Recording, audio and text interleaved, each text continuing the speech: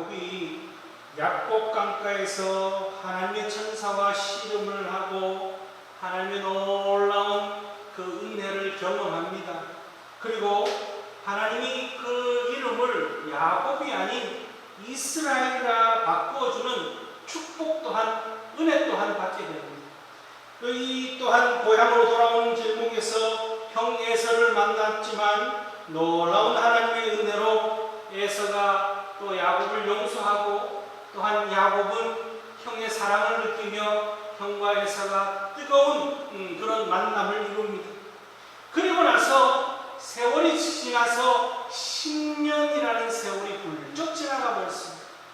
10년이라는 세월이 지나고 나서 이 야곱의 이름이 이스라엘로 바뀐 지 10년이 지났지만은 야곱은 하나님 앞에 바뀐 이름만큼 거룩하게 경건하게 하나님이 원하시는 대로 살지 못하는 그런 형편에 처해 있는 것이 이 야곱의 모습이었습니다.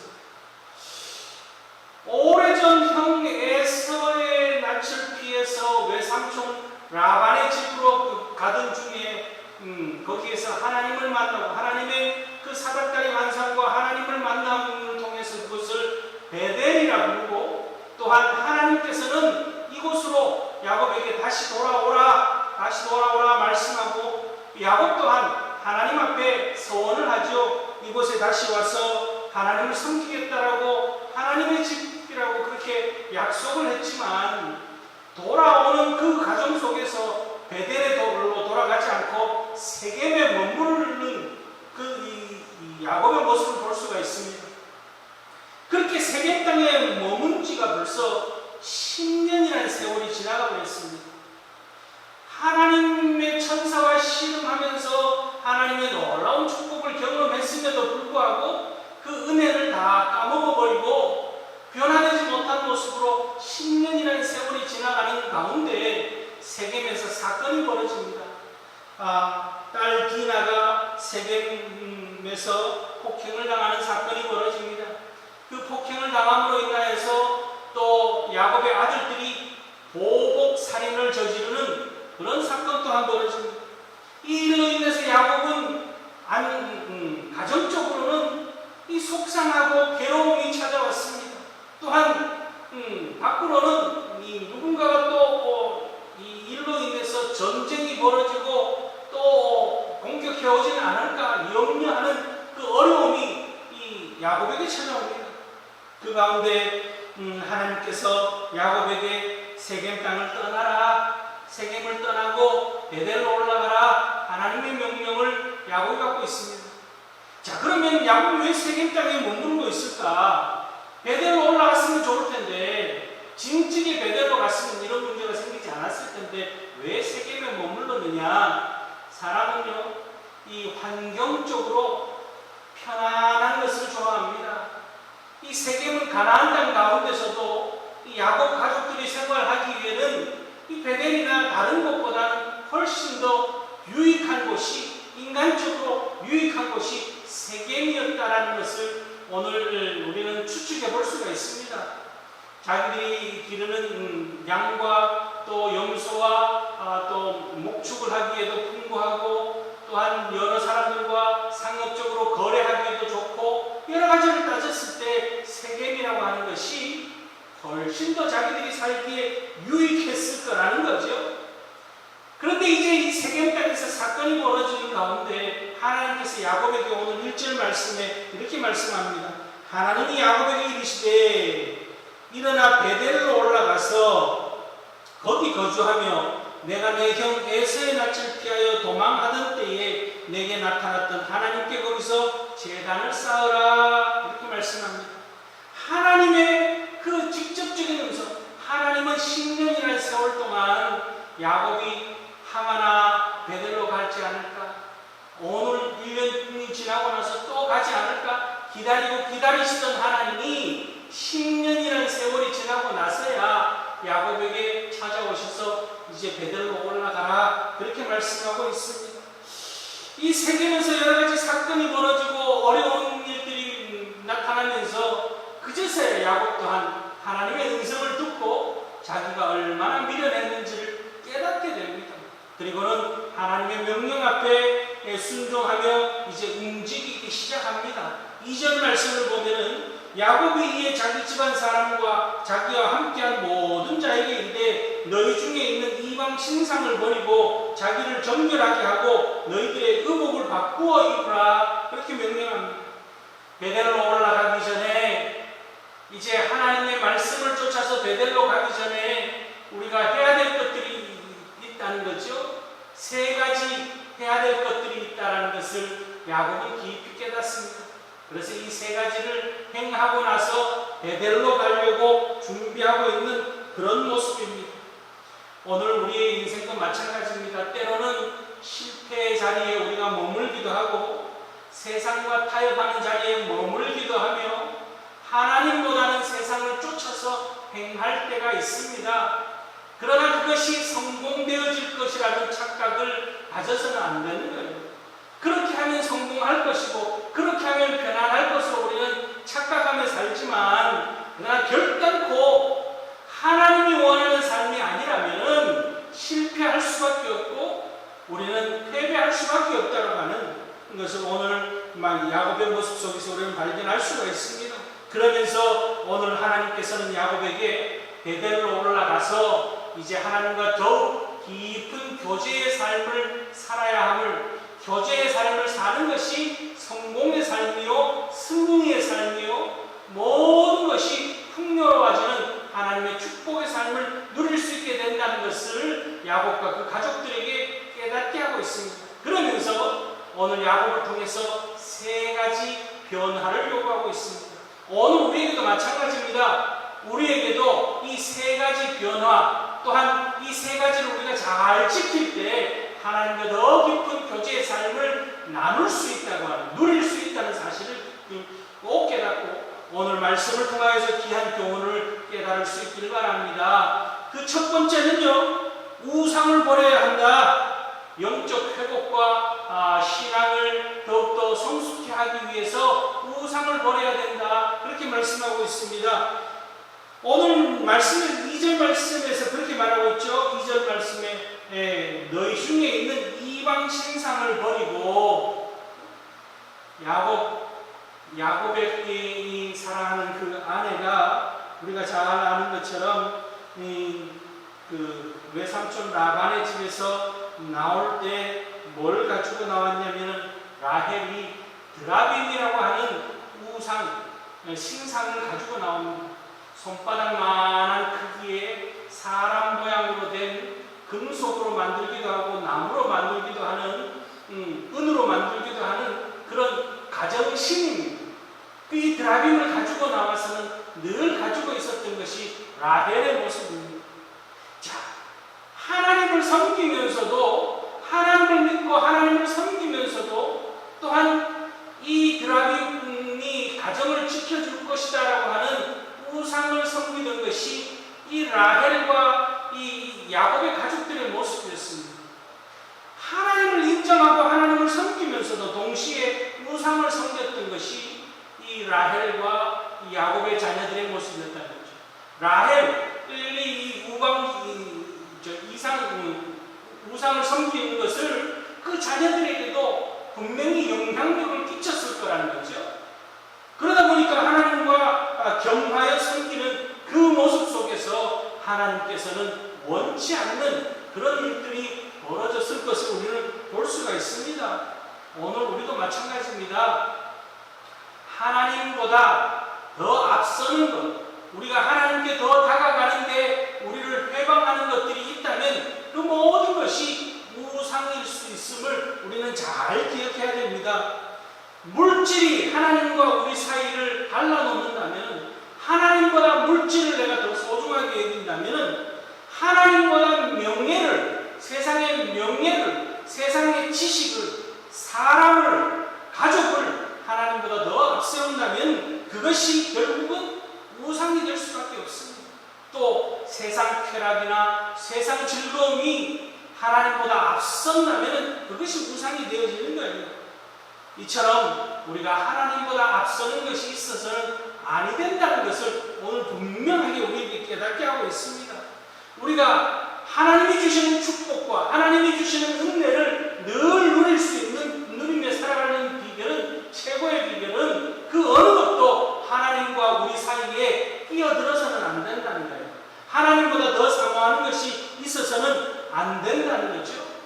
그것이 있다면 그것은 결국은 걸림돌이 되어지고 넘어질 수밖에 없는 디딤돌이 아닌 걸림돌이 되어져서 우리를 넘어지게 하는 것이라는 사실을 기억하고, 하나님과 우리 사이가 더 깊은 영적 교제를 이루기 위해서 우리 안에 있는 모든 것들은 그저 하나님이 선물로 주신 것임을 우리가 잊지 않고 더욱더 하나님 앞에 감사하며 하나님께 다가갈 수 있는 우리의 삶 가운데 하나님을 최고로 여기는 그런 삶을 사는 지혜자의 삶이 되어질 수 있기를 주님의 이름으로 축원합니다. 두 번째는요, 오늘 영적 회복과 신앙의 성숙을 위해서 정결케 해야 된다. 오늘 그렇게 말씀하고 있습니다. 우상을 버리고 정결해져야 된다. 오늘 그렇게 말씀하고 있죠. 2절 말씀에 이방 신상을 버리고 자신을 정결하게 하고, 이렇게 말하고 있습니다.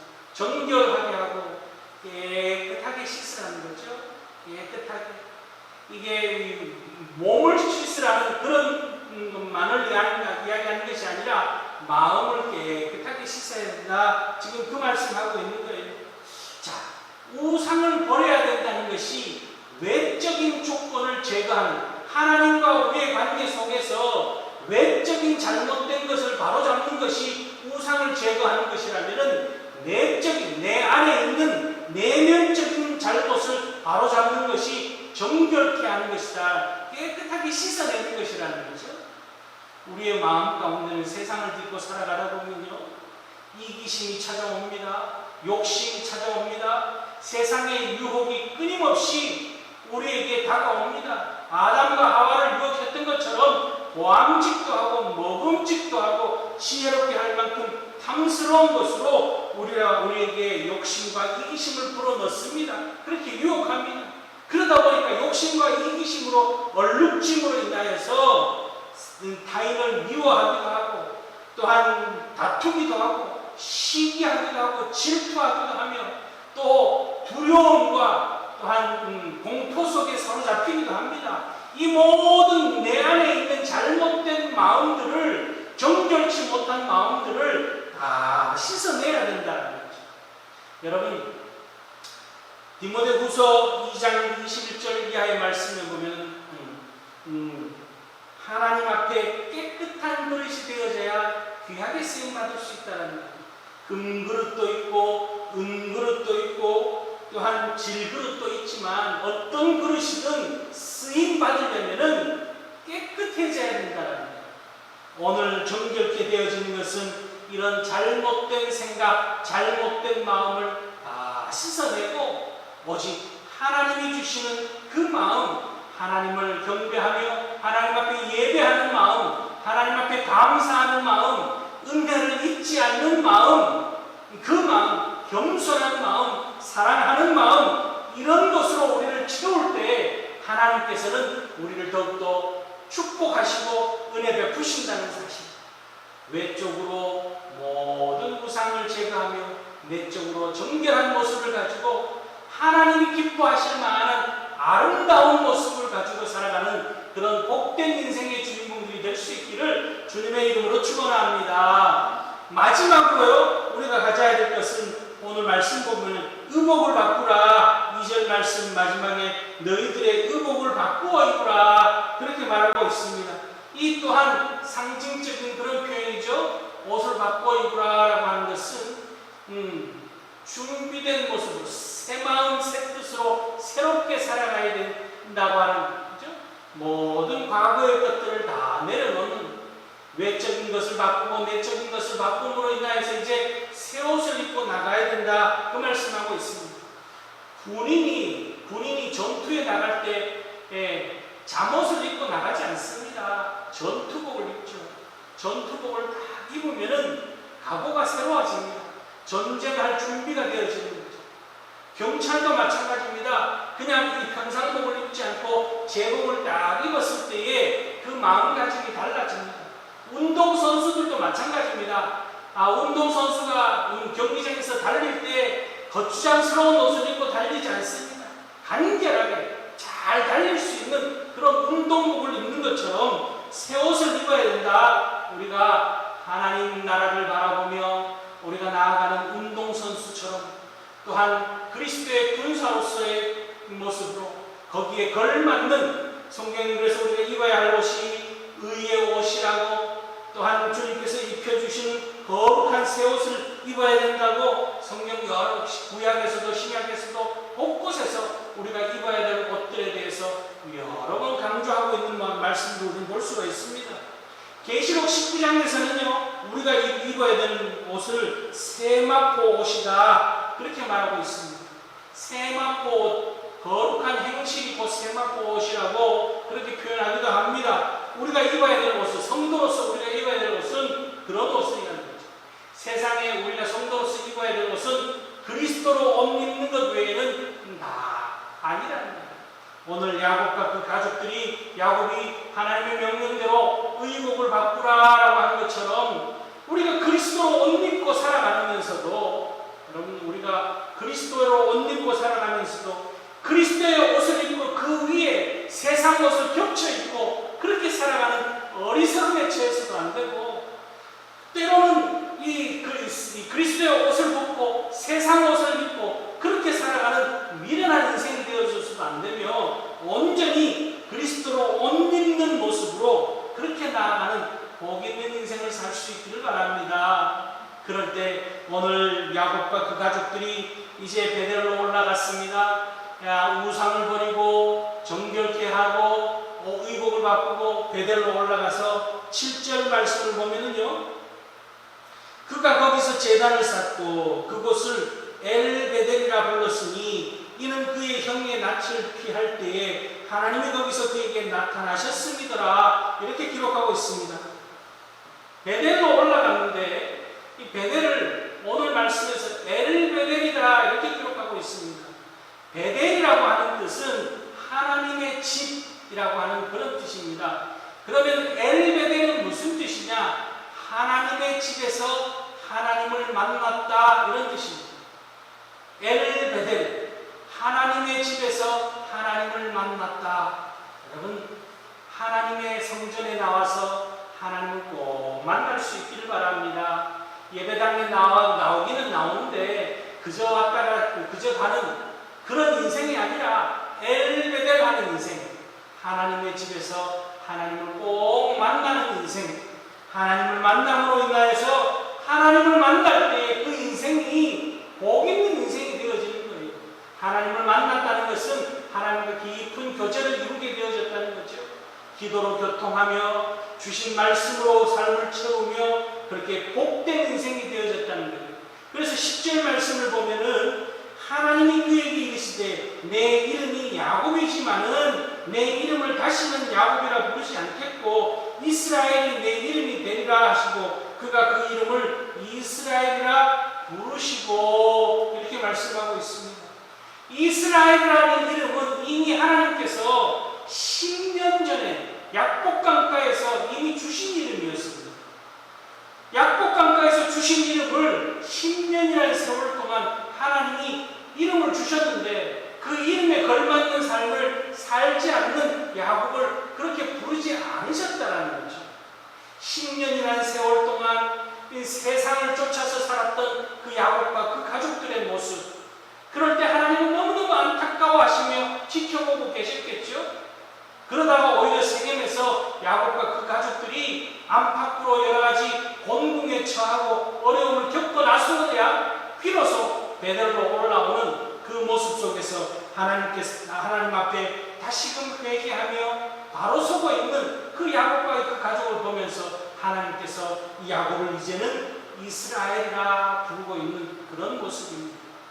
오늘 하나님께서는 이제 야곱이 완전히 과거와는 속이는 자였던 그 야곱과는 결별되어졌음을 이제 하나님 앞에 바로 섰음을 하나님께서 보시고 야곱이 아닌 이스라엘로 부르고 계시는 그 하나님의 축복된 모습을 보면서 오늘 우리도 마찬가지입니다. 결단코 하나님과 세상을 겸하여 섬길 수 없다는 사실을 우리가 잘 기억하고 내 삶을 돌아볼 수 있기를 바랍니다.